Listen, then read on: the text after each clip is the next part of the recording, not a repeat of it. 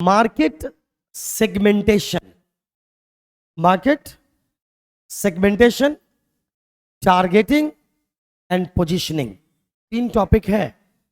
Segmentation, targeting and positioning. ये segmentation क्या होता है? मार्केट सेगमेंटेशन क्या होता है? सेगमेंटेशन का सेंस है, पहले हम सेगमेंटेशन पढ़ेंगे, उसके बाद टारगेटिंग पढ़ेंगे, उसके बाद पोजीशनिंग पढ़ेंगे। तो मार्केट सेगमेंटेशन क्या है, इसको आप इजीली समझ सकते हो कुछ एग्जाम्पल के साथ।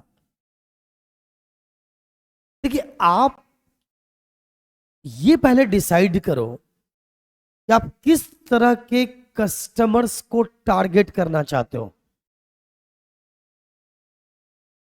जैसे मैं आपको एक एग्जांपल देता हूं, एयरटेल। एयरटेल किस तरह के कस्टमर्स को टारगेट करती है मालूम है? Top level customers. एयरटेल का यह मानना है, एयरटेल का जब तुम रिचार्ज कूपन लेने जाओगे या फिर तुम जब रिचार्ज करोगे तो नॉर्मल सर्विस प्रोवाइडर से आपको उसका रिचार्ज महंगा मिलेगा, है या ना? बिल्कुल प्रैक्टिकल बात कर रहा हूं, जिसका सामना आप आए दिन करते हो, वहीं से मैं एग्जांपल दे रहा हूं आपको। तो आप अगर एयरटेल रिचार्ज करोगे तो वो दूसरे मतलब जियो से, वीआई या बीएसएनएल, ये तो चार ही सर्विस प्रोवाइडर्स हैं हमारे देश में अभी, टेलीकम्युनिकेशन सर्विस प्रोवाइडर ये चार ही हैं। एयरटेल उसमें से सबसे महंगा मिलेगा। क्या एयरटेल को इस बात की जानकारी नहीं है? हर सेकेंड की जानकारी है एयरटेल को, क्यों फिर भी ये महंगा है। उसके पीछे लॉजिक ये है कि उसने टारगेट किया हुआ है। देखो यहां पे लिखा है ना टारगेटिंग, वो इसी से रिलेटेड बात है।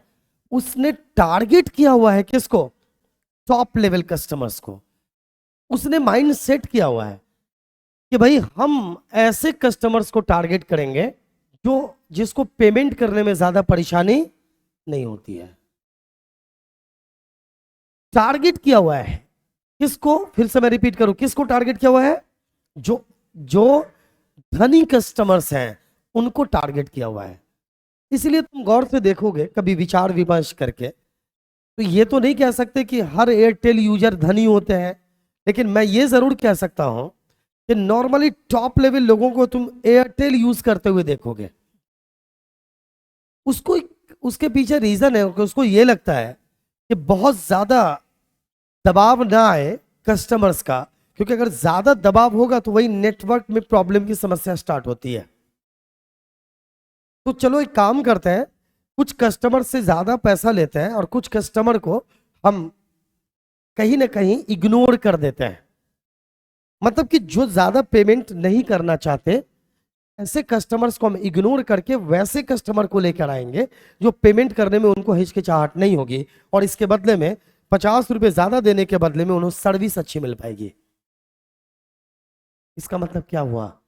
आपने कस्टमर को इस दृष्टिकोण से दो भाग में बांट दिया, पार्ट में बांटा, टुकड़ों में बांटा। इसी टुकड़े को एक्चुअल में सेगमेंट कहते हैं। टुकड़ा मतलब सेगमेंट, और सेगमेंटेशन, मार्केट सेगमेंटेशन मतलब कि मार्केट को आपने कई टुकड़ों में बांटा पहले। तो जब भी कोई प्रोडक्ट आप बनाकर बेचना चाहते हो तो आप मार्केट का सेगमेंट करते हो, फिर आप उसके अकॉर्डिंग टारगेट करते हो, और फिर उसी के अकॉर्डिंग अपना पोजीशन बनाते हो मार्केट के अंदर। दूसरा एग्जांपल, मारुति। एक है मारुति कार और दूसरा है रोल्स रॉयस। मारुति कार का क्या है? मारुति कार की सोच क्या है मालूम है? मारुति के बारे में लोगों को क्या पता है? मारुति की कार नॉर्मली कैसे लोग खरीदना पसंद करते हैं? जिनको कार चाहिए, लग्जरी सोच में नहीं है, ज्यादा दिखावा सोच में नहीं है, उनके दिमाग में कि भाई कार हमारी आवश्यकता है तो हमें कार खरीदना है। वो कार खरीदने के समय वो एक एक रुपए पे ध्यान देते हैं और सोचते हैं कि हम ऐसा क्या करें कि बस कार खरीद लें, ज्यादा लग्जरी के चक्कर में हमें नहीं जाना है। फिर वो इस बात का भी ध्यान रखते हैं कि रीसेल वैल्यू भी अच्छा होना चाहिए, कि अगर हम कार बेचे तो आसानी से बिक जाए, मतलब ज्यादा से ज्यादा पैसा हमें मिल जाए कार जब हम बेचे तो। लेकिन क्या मारुति को इस बात की जानकारी नहीं है? बिल्कुल उसको इस बात की जानकारी है। इसलिए आप देखोगे छोटे शहरों में मारुति की कार आप ज्यादा बिकते हुए देखोगे, क्योंकि उसका प्राइस नॉर्मली कम होता है, समझ रहे हो। लेकिन इसी मारुति ने महसूस किया कि भाई ऐसा है, मारुति ने सोचा कि भाई हमारे जो लोअर लेवल कस्टमर्स को, या ऐसे कहें कि जो बहुत ज्यादा लग्जरी नहीं चाहते, वो तो हमारे चीजों को खरीद ही रहे हैं। मारुति ने फिलहाल बहुत कुछ ही दिनों पहले या कुछ समय पहले इसने मारुति का एक नया एरिया बना दिया इसने, नेक्सा, सुना होगा आपने। वो किसका है? ये मारुति का ही है। अब नेक्सा के जरिए इसने क्या किया, ऐसे कस्टमर को टारगेट किया जो पैसा खर्च करने में उनको परेशानी नहीं है। उसने क्या किया, शोरूम ही अलग अलग कर दिया कि टॉप लेवल हो वहां चले जाओ, काम चलाओगे यहां आ जाओ, समझ लो। जैसे टैक्सी वगैरह में अगर आपको कार खर्च चलानी है तो चले जाओ नॉर्मल मारुति में, और अगर आपको लग्जरियस चाहिए टॉप लेवल कस्टमर्स के लिए उसने क्या बना दिया, नेक्सा बना दिया। तो इससे पहले क्या होता है ना कि हम सेगमेंटेशन का सेंस यही है, मार्केट के सेगमेंट का मतलब ये हुआ कि आप मार्केट को टुकड़ों में उसका विभाजन करो। मतलब ये देखो कि तुम अपने प्रोडक्ट को किनके बीच बेचना चाहते हो, कहां बेचना चाहते हो। जहां भी आप चाहोगे बेचना नहीं हो पाएगा। सेगमेंटेशन मतलब ये देखिए, मैं आपको फिर एग्जांपल बताता हूं, और लास्ट ये वाला एग्जांपल मैं दूंगा तो 100% चीजें और अच्छे से समझ में आपको आएंगे। एक कॉमर्स का शिक्षक, जैसे कि मैं कॉमर्स पढ़ाता हूं, एक अब मेरे पास ना बहुत सारे ऑप्शंस हैं। अब ऑनलाइन कॉमर्स पढ़ाने के लिए भी मेरे पास बहुत सारे ऑप्शंस हैं। अब हम इन सभी ऑप्शन को अलग अलग करते हैं, और यहां से इस एग्जाम्पल के बाद आपको ये तीनों का मतलब आपको ढंग से समझ में आ जाएगा। पहला कि मैं चाहूं तो ग्रेजुएशन 11 से लेके ग्रेजुएशन तक की पढ़ाई को सीधे करवा सकता हूं, ठीक है ना। 11th,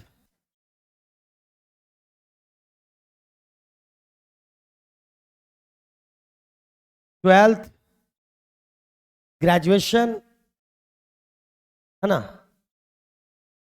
चलो एक कैटेगरी बना दिया हमने, सेगमेंटेशन, मतलब एक मतलब कि नॉर्मली 11 12 ग्रेजुएशन तक की सिंपल कोचिंग देना।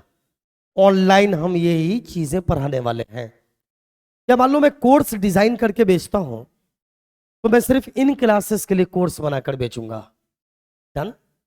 दूसरा, मैं यूजीसी नेट के लिए जो कॉमर्स एंड मैनेजमेंट के बच्चे हैं उनके लिए ऑनलाइन पढ़ाना चाहता हूं, या इसी के लिए इन स्टूडेंट्स के लिए कोर्स बनाकर बेचना चाहता हूं। तीसरा, अदर कॉम्पिटिटिव एग्जाम्स के लिए मैं तैयारी करवाना चाहता हूं। चौथा, मैं सीयूईटी के लिए बच्चों को पढ़ाई करवाना चाहता हूं, है ना। सेंट्रल यूनिवर्सिटीज के लिए जो, या यूनिवर्सिटीज के लिए जो एग्जाम, इंट्रेंस एग्जाम होता है 12th के बाद, उसकी तैयारी बच्चों को करवाना चाहता हूं। इसके अलावा और भी ऑप्शंस हैं। तो एक तरह से आप गौर से देखें तो हमारे पास इतने सारे क्षेत्र हैं पढ़ाने के, है ना। अब सवाल यह है कि इसमें से हम टारगेट किसको करेंगे, ये डिपेंड करता है सिचुएशन पे कि हमारे लिए सबसे बेहतर कौन सा होगा। तो यहां पर अलग अलग बांटा टुकड़ों में, इसी को क्या बोलेंगे, सेगमेंटेशन।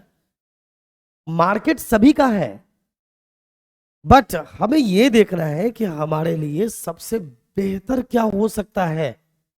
टुकड़ों में हमने बांटा, दिस इज कॉल्ड सेगमेंटेशन। बात समझ में आ रही है मैं क्या कह रहा हूं? सेगमेंटेशन का मतलब समझ में आ गया? तो टुकड़ों में बांटिए, खंडन कर लीजिए, और फिर उसके अकॉर्डिंगली टारगेट कीजिए। मैं अभी टारगेटिंग नहीं पढ़ा रहा हूं, फिर भी जब तीनों को एक साथ, जब तक बच्चों को कोरिलेट नहीं किया जाएगा ना, बच्चे ढंग से समझ ही नहीं पाएंगे। समझ रहे हो? तो फिर टारगेट कर लेंगे हम कि चलिए हमें लगता है कि आज के जमाने में यूजीसी नेट को हम टारगेट कर रहे हैं, क्योंकि सभी तरह, एक बात बता दें, आप हर वर्ग, हर क्षेत्र, हर तरह के लोगों को एक ही बार में सेटिस्फाई नहीं कर सकते। मैं आपको बता देता हूं, अलग अलग कंपनी के टारगेट कस्टमर्स अलग अलग हैं, और टारगेट से ही सेगमेंटेशन समझ में आएगा। तुम टारगेट करने से पहले सेगमेंट करोगे तो टारगेट कर पाओगे ना। तुम्हें सेगमेंटेशन ही पता नहीं तो टारगेट कहां करोगे? मारुति का टारगेट क्या था? कार जिनको चाहिए, मतलब पैसा बहुत ज्यादा नहीं है लेकिन फिर भी उनको कार चाहिए, तो ऐसे लोगों के लिए हमने क्या किया? नॉर्मली कार बनाया। अब मारुति ने एक और कस्टमर को टारगेट करना चाहती है, जो मतलब कि पैसा खर्च करना चाहता है, 20 लाख की भी कार लेना चाहता है, तो ऐसे उसने क्या बना दिया? एक नया ब्रांड नेक्सा बना दिया।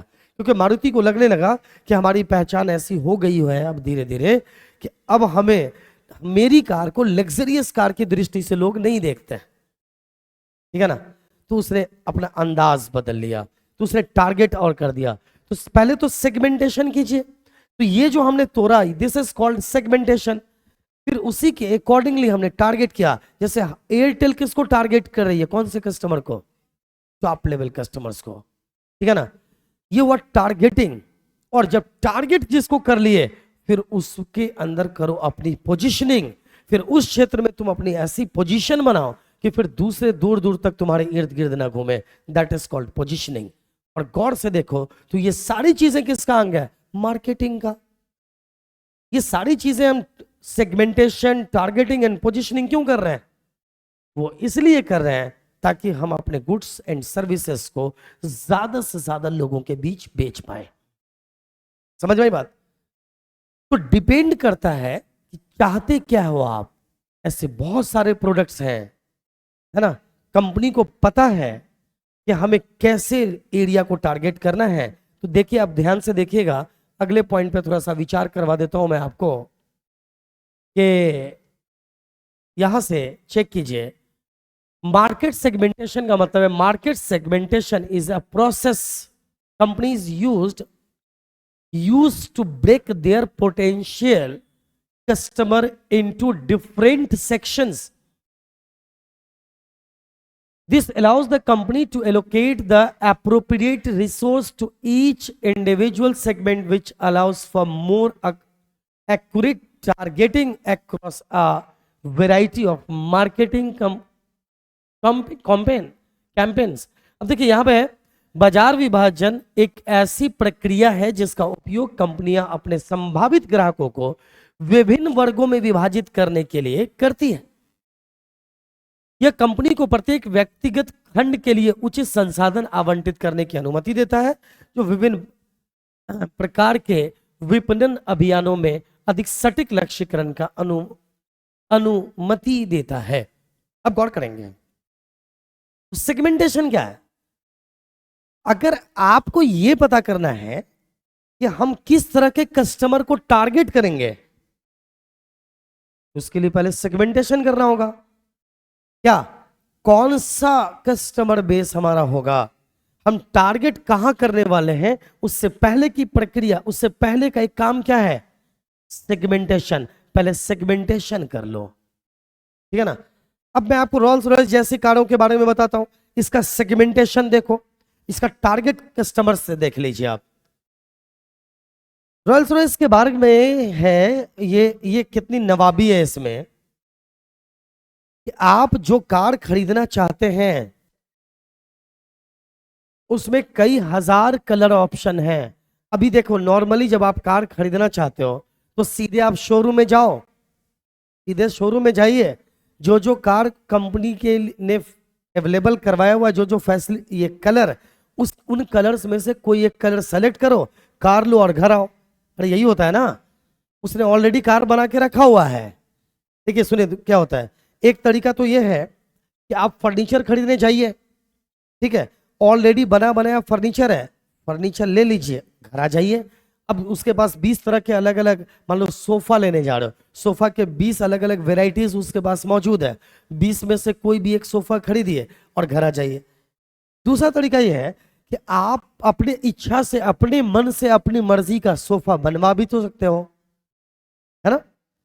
उसी तरह से या तो कार ले आओ सीधे खरीद कर, या फिर तुम अपनी मर्जी से, जैसे मान लो जो मैंने कार बताया, आप उसको ऑप्शन बताओ कि आपको ये वाला कलर चाहिए। यहां तक कि ऐसा है कि अब तक ऐसा कलर मार्केट में नहीं आया है, तुम कंपनी को बताओगे कि नहीं मुझे इसी कलर में कार बना के दो, वो कंपनी आपको उसी कलर में कार दे देगी।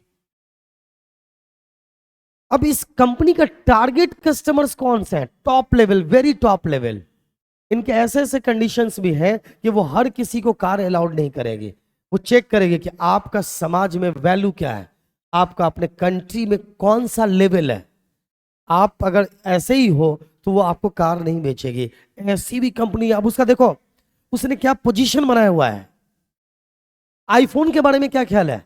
आईफोन को उसने क्या पोजीशनिंग किया हुआ है, उसका टारगेट कस्टमर्स कौन से हैं? अभी यहीं से सेगमेंटेशन समझ में आएगा। सिर्फ मैं इसके पॉइंट्स पर यूं ही टाइप वाइप बताते रहूं तो आपको कभी समझ में नहीं आएगा।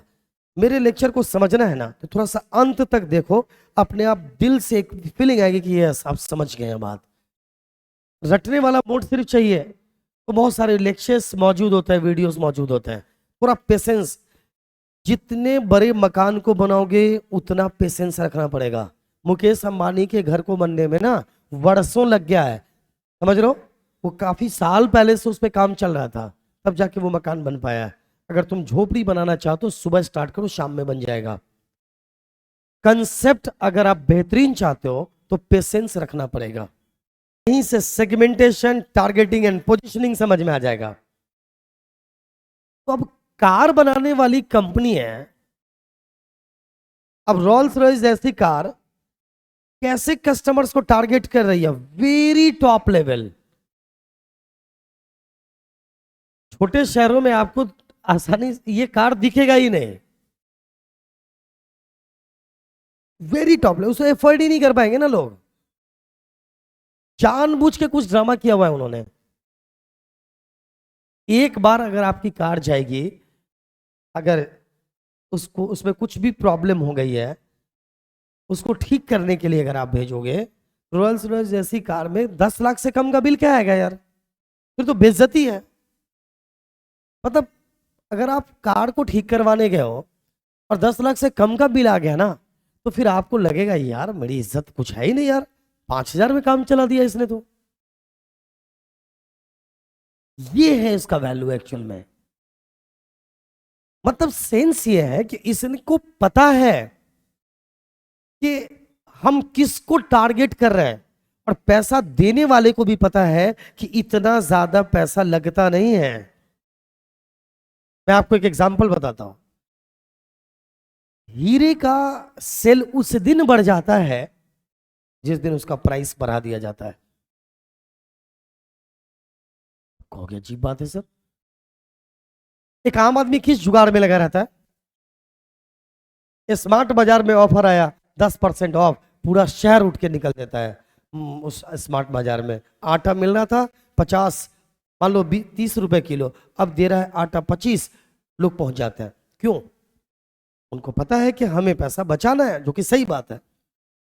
लेकिन कुछ लोग ऐसे भी हैं, इतना पैसा है उनके पास। यही से सेगमेंटेशन समझा रहा हूं मैं अभी आपको।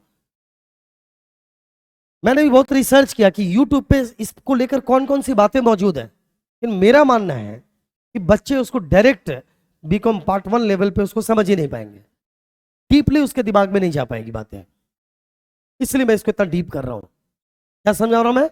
Market segmentation. तो रोल्स रॉयस जैसी कार को पता क्या है, उसके मालिक को यानी उस कंपनी को यह पता है कि हमें टारगेट करना है वेरी टॉप लेवल कस्टमर्स को, हाई वैल्यू कस्टमर को। 4 करोड़, 5 करोड़, 10 करोड़ की कार बनाने वाली कंपनी। अब ऐसा थोड़ी कि इस कार में जाते ही आपके मतलब कि एकदम जन्नत का मजा आ जाएगा, आपकी सारी बीमारियां दूर हो जाएंगी, सारा टेंशन खत्म हो जाएगा।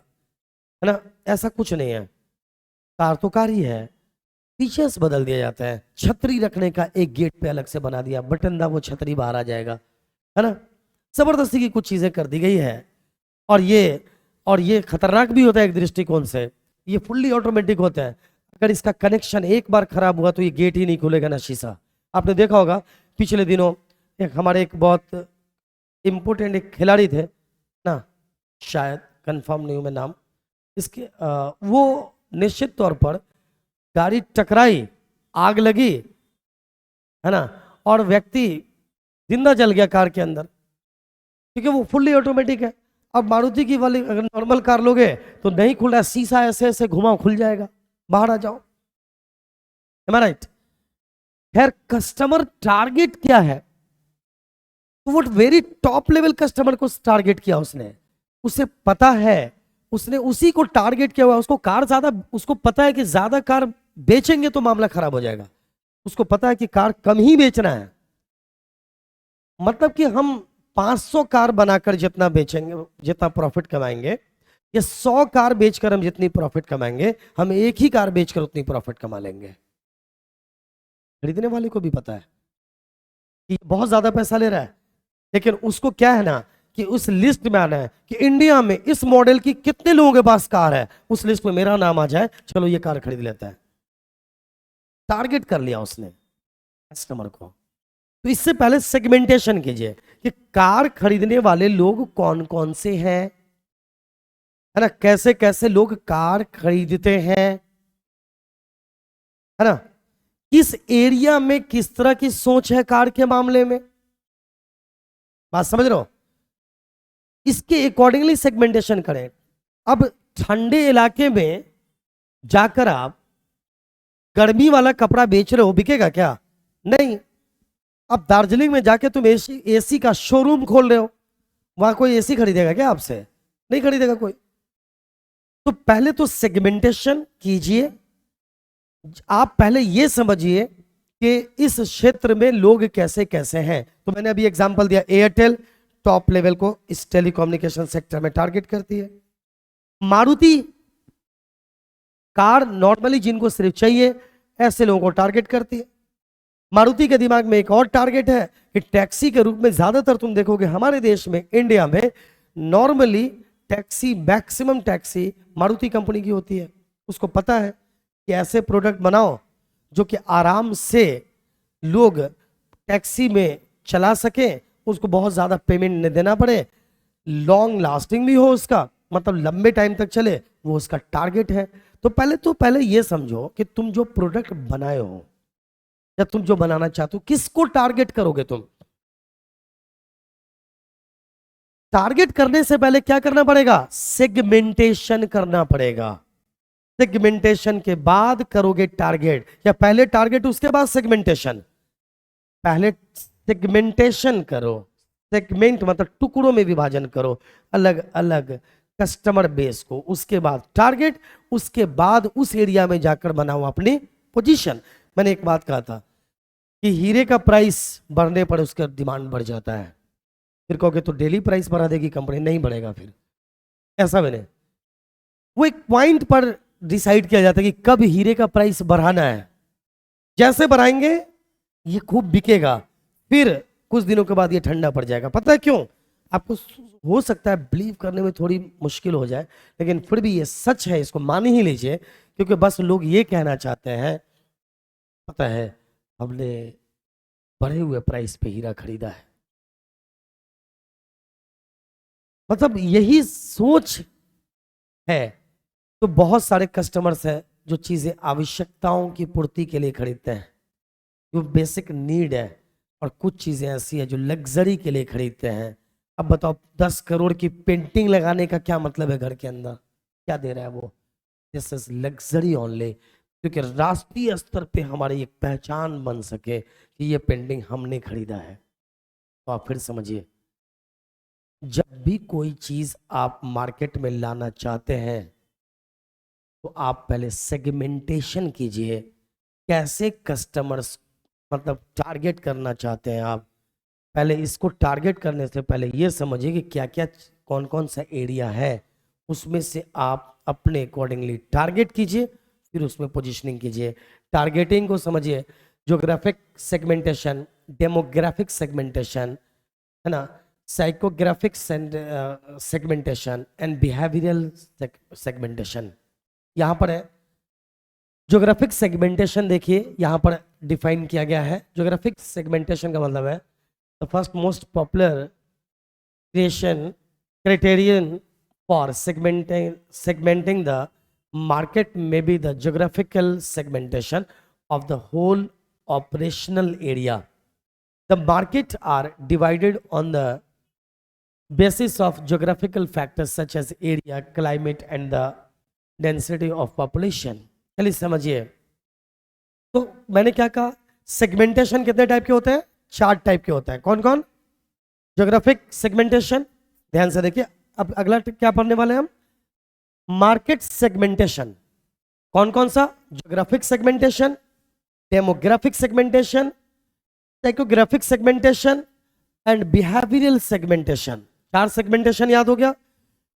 यहां पर सीधा सीधा मतलब यह है कि जब आप सेगमेंटेशन करते हैं, जस्ट अ मिनट, जब आप सेगमेंटेशन करते हैं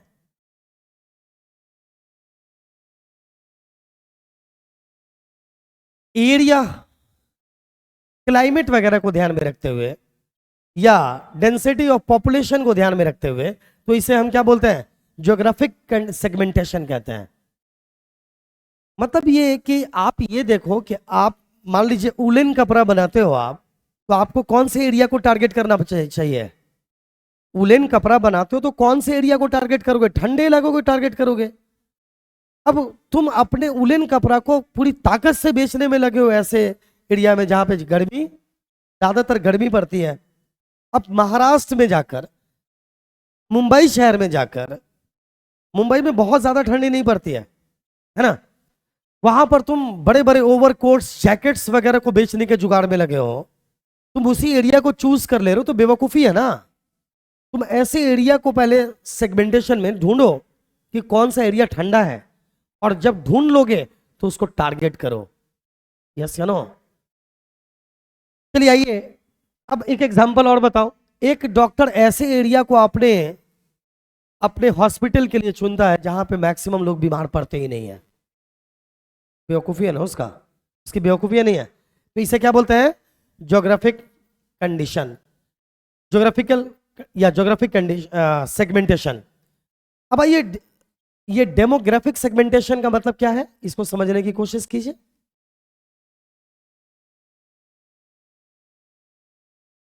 On this basis, a seller does the segmentation by taking into consideration the age, income, sex, occupation, education, religion, size of family and वगैरह वगैरह। देखो यहां पर हम सेगमेंटेशन करते हैं एज वगैरह को ध्यान में रखते हुए। जैसे मैं आपको एक एग्जांपल बताऊं कि पिज्जा कहां के लोग ज्यादा पसंद करते हैं? शहर के लोग या गांव के लोग? शहर के लोग ज्यादा पिज्जा यूज करते हैं। क्यों? वो पिज्जा खाकर ही, रात में पिज्जा खाकर ही सो जाते हैं। हमारे देश में अलग अलग लोगों में, अब एक बात बताओ, अगर अपने ही देश के गांव एरिया में जाओगे, वो पिज्जा, पूरा एक पिज्जा खाने के बाद फिर कहेंगे रोटी चावल नहीं आया अभी तक। यस या नो? क्या समझते हैं आप शाम में नॉर्मली, चलिए इंडियन कल्चर की बात करें, शाम में आपने 7:30 बजे जम के पिज्जा खाया है आपने, है ना?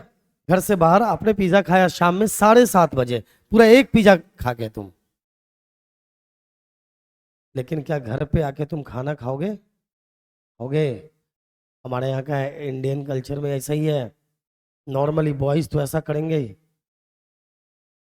उनकी फीलिंग है कि यार खाना मतलब रोटी चावल। लेकिन मैं आपको बताऊं, अंग्रेज वो एक पिज्जा बर्गर खा लिए, वही उनका खाना है। वो खा लिए तो खा लिए। तो शहर में ये चीजें लोग पसंद करते हैं। गांव के लोगों को तुम 10 पिज्जा खिला दो और रोटी चावल अगर उनको नहीं दिए ना, तो कहेंगे यार अजीब इंतजाम था इसके यहाँ, तो बहुत बेकार है ये। समझ लो क्या? तो यहां पर सेगमेंटेशन है, यही है सेगमेंटेशन, कि तुम अपनी चीजों को कहां बेचना चाहते हो।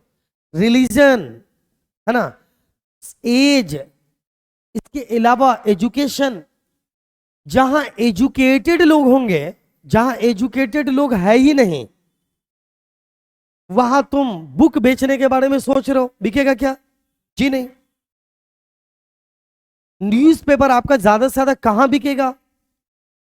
तो जरूरत इस बात की है कि आप ये देखें कि आप अपने प्रोडक्ट को इस बिहाफ पर भी आप क्या कर सकते हैं, इसका सेगमेंटेशन कर सकते हैं।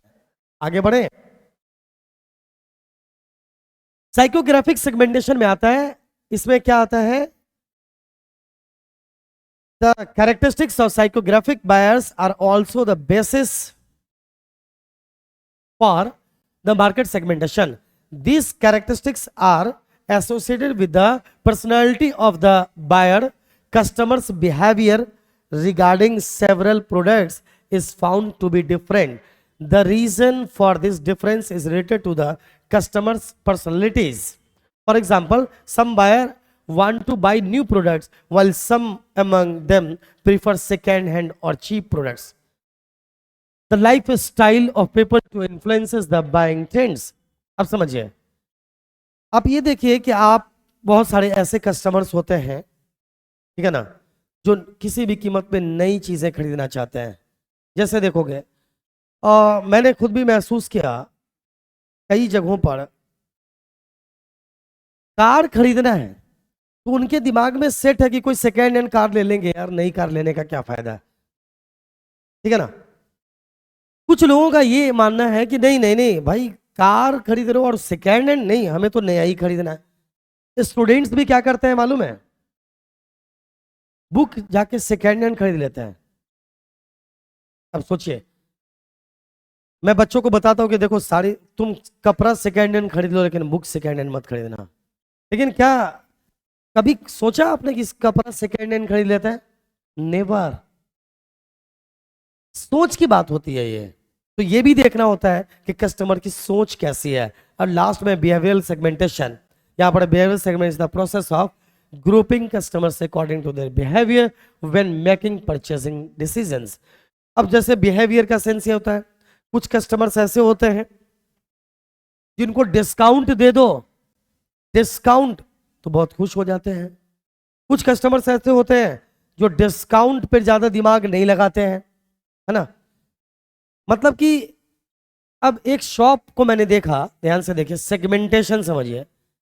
एक दुकानदार ने क्या किया हुआ है, एक बड़ा सा शॉप है उसका, मॉल टाइप शॉप बना लिया उसने इन दिनों। वो हर प्रोडक्ट का प्राइस पहले दोगुना करता है और फिर कहता है फ्लैट 50% डिस्काउंट। समझ रहे हो? अब एक ड्रेस पे लिख दिया उसने 5,000 और 50% डिस्काउंट 2,500 में आपको दिया, आप उसको लेकर आ गए। अब अगर किसी ने, खासतौर से महिलाओं में ये चीज खूब पाया जाता है, अब वो लेकर महिला कितने में, वो लेकर आई कितने में है, 2,500 में।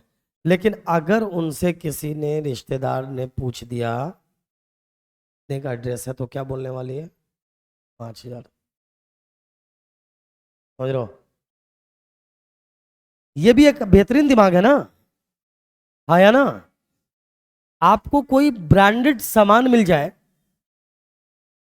10% पे ही मिल जाए, 90% डिस्काउंट है, लेकिन आप उसका ओरिजिनल प्राइस ही किसी को बताओगे, है ना, डिस्काउंटेड प्राइस नहीं बताओगे आप। तो ये होता है बिहेवियर। मेरे ख्याल से बात समझ में आ गया। तो पहले आप सेगमेंटेशन करिए, आप अलग अलग एक सेगमेंट को पहचानिए, फिर उसके अकॉर्डिंग टारगेट कीजिए, फिर अपनी पोजीशनिंग बनाइए। नेक्स्ट क्लास में हम टारगेटिंग पे बात करेंगे। मुझे लगता है आज के लिए इतना काफी है। Best of luck.